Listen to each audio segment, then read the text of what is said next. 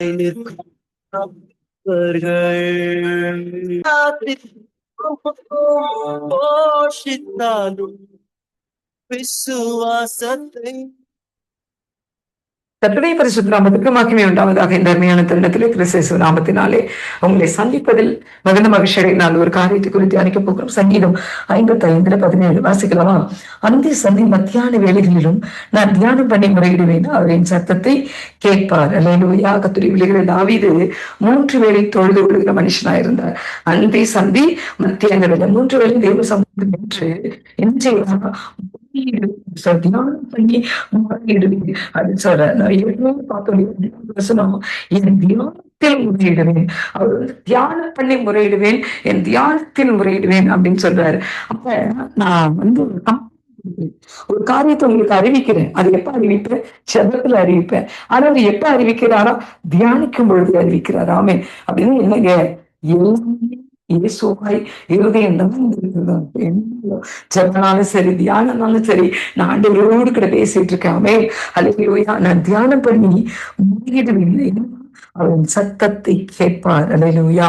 இது ஏன் இப்படி செய்யறாரு? வசனம் வாசிக்கலாமா? நானும் தேவனை நோக்கி கூப்பிடுவேன், கர்த்தர் என்னை ரட்சிப்பார். இங்க என்ன பார்த்தோம்? கேட்பார் அப்படின்னு பார்த்தோம். இங்க ரட்சிப்பார் அப்படின்னு பார்க்கிறோம். அப்ப இவர் தியானம் பண்ணி முறையிடுறதுனால அவர் கேட்பான்னு சொல்றாரு. இன்னொன்னு என்ன அப்படின்னு பாத்தீங்கன்னா, நான் தேவனை நோக்கி கூப்பிடுறதுனால எனக்கு ரட்சிப்பு உண்டாகும், ரட்சிப்பார் அப்படின்னு சொல்றாரு. நீங்க என்ன செஞ்சுட்டு இருக்கீங்க? கர்த்தரை நோக்கி கூப்பிடுறீங்களா? தியானம் பண்ணி முறையிடுவீங்களா? நீங்க உங்களை சோதிச்சு பாருங்களேன். கர்த்தரை நோக்கி, ஆண்டவரே இது எனக்கு வேணும், அது எனக்கு வேணும், அப்பா எனக்கு உதவி செய்யுங்க, அப்பா எனக்கு உதவி, அது கூப்பிடுதல். பத்தமைக்கோடு கூட்டம் இல்லையா? தாவீது குமாரனே எனக்கு இறங்கும், அது கூப்பிடுதல். நீங்க இப்படி செய்வீங்களா? இல்ல தியானம் முறையிடுவீங்களா? அதே சமயத்துல அமர்ந்து வேதத்தை வாசித்து செபித்து ஆள் மனசுக்குள்ள கடந்து போய் உங்க காரியங்களை ஆண்டுகிட்ட முறையிட்டு சொல்றீங்களா? அடுத்த வசனம் சொல்லுகிறது, ஏன் அப்படி 3 வேளையும் நான் செபிக்கணும்னா, தியானம் பண்ணி முறையிடணும்னா, திரளான கூட்டமாய் கூடி என்னோடு எதிர்த்தார்கள். அவரும் எனக்கு நேரிட்ட போய் நீக்கி என் ஆத்துமாவை சமாதானத்துடன் மீட்டு விட்டார். ஆமென். அல்லேலூயா. மீட்டு விட்டாரா? மேல பார்த்தோம், என் சத்தத்தை கேட்பார். அதற்கு மேல பார்த்தோம், ரட்சிப்பார். இங்க என்ன செஞ்சுட்டாரு? மீட்டு விட்டார்.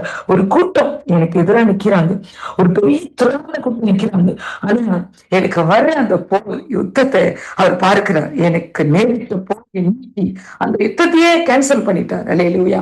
எனக்காக ஒரு கூட்ட ஜனம் அப்படி நிக்குது, அந்த யுத்தத்தை அவர் கேன்சல் பண்றாரு. இல்ல தீர்க்கதரிசியை பிடிக்கிறதுக்கு லட்சக்கணக்கான வீரர்களை ராஜா அனுப்புறான். ஆனா கர்த்தர் அதற்கு மேலாக வான மண்டலத்திலிருந்து, அதாவது பரலோகத்திலிருந்து ஆயிரமான அக்னிமயமான குதிரையும் ரதங்களையும் இறக்கி விடுறார். ஆமென். அல்லேலூயா. கர்த்தருடைய பிள்ளைகள், இதுதான் போரையும் நீக்கிட்டார். அந்த இடத்துல பெரிய காரியம் நடந்து தீர்க்கதரிசி பிடிச்சிட்டு போகணும், ஒரு போர் மாதிரி நடக்கணும் அப்படின்னு நினைச்சாங்க. ஆனா அந்த போரையே அவர் நீக்கி விட்டார். தாவீது அதான் சொல்றாரு, எனக்கு நேரிட்ட போரை நீக்கி, எனக்கு யுத்தமே நடக்கலப்பா, யுத்தம் நடக்கிறதுக்கு முன்னாடியே அது நினைச்சு வேதத்துல அநேக இடங்கள் யுத்தம் நடக்காமல் சத்தம் இல்லாம கர்த்தர் கிரியை செய்திருப்பார். ஆமென். அல்லேலூயா. அப்ப எனக்கு தேவ பிள்ளைகளை, நீங்களும் நானும் அந்தி சந்தி மத்தியான வேளையில ஆண்டவரை நோக்கி பார்க்கலாமா? முறையிடலாமா? ஜெபிக்கலாமா? அவர் சமூகத்தை நிக்கலாமா?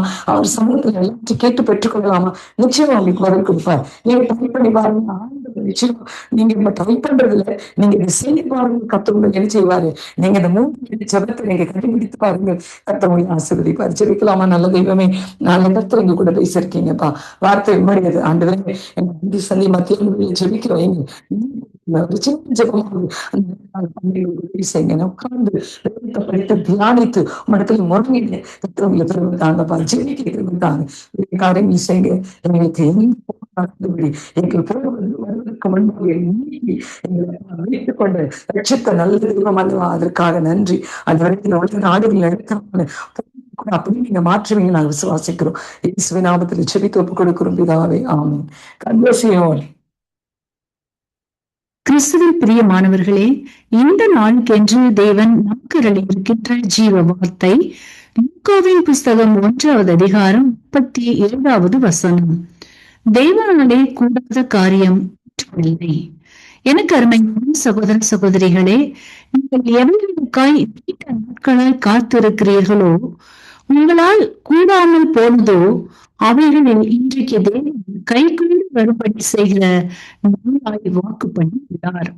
இன்றைக்கும் பலர் அநேக காரியங்களை நிமித்தமாய் பல வழிகளில் முயற்சி செய்து உங்களுடைய சுய பலத்தையும் சார்ந்தும் எப்படியும் வெற்றி விடலாம் என்றும் சாதித்து விடலாம் என்றும் எண்ணி இருப்பீர்கள். ஆனால் இவைகளில் தாமதங்களும் தடைகளும் பெற்றுக்கொள்ள முடியாமலும் போனபடியினால் வழி அறிவது வருத்தத்துடன் காணப்படுகின்ற உங்களுக்கு தெய்வ பலனாக இன்றைக்கு இந்த வார்த்தை உங்களை பலப்படுத்தி சமாதானத்தை தருகின்றது. மனுஷரால் கூடாததுதான், ஆனால் தேவனால் எல்லாம் கூடும் என்று. ஆகவே வார்த்தை விசுவாசியுங்கள், காரியங்களை ஜெயமாக்கி கொள்ளுங்கள். இன்றைக்கும் நாம் வேதத்திலிருந்து கர்த்தர் தம்மை விசுவாசித்த ஜனங்களுக்கு யாருமே செய்ய முடியாத அற்புதத்தை செய்து வழி நடத்தியதை குறித்து தியானிப்போம். யோசுவாவின் புஸ்தகம் 3வது அதிகாரத்தில் நாம் வாசிக்கையில் அங்கே யோசுவா உடன்படிக்கை பெட்டியுடன் ஆசாரியர்களோடும் இஸ்ரவேல் ஜனங்களோடும் யோர்தானை கடந்து போக வேண்டிய சூழ்நிலையில் காணப்படுகின்றார். ஆனால் அவர்கள் கடந்து காலமோ அறுப்பு காலமாக இருக்கின்றது. ஆகையால் வெள்ளம் கரை புரண்டு வேகமாக ஓடுகின்றதை காண்கின்றார்கள். அந்த இடத்தில் யோசுவா வெள்ளத்தை குறித்து கலங்காமல் பின்வாங்கி போகாமல் தாமதித்து தங்கி செல்லும் என்ற இருக்காமலும் கர்த்தரை நோக்கி பார்த்தார். கர்த்தரை விசுவாசித்து அறிக்கை செய்கின்றார். நமக்காக கர்த்தர் அற்புதம் செய்வார், அதிசயமாய் நடத்துவார் என்று. மனுஷனால் கூடாதது தேவனாலே கூடும் என்றார். அப்படியே நடந்தது. யோசுவாவின் புஸ்தகம் 3வது அதிகாரம் 16வது வசனத்தில் ஆசாரியர்கள் யோர்தானில் கால் வைத்தவுடனே வருகின்ற தண்ணீர் முற்றது, குவியலாக இருப்புறம் குவித்தது, தண்ணீராத தரையாய் மாறியது. அதில் இஸ்ரவேலர்கள் தரை வழியாய் கடந்து போனார்கள் என்று வாசிக்கின்றோம்.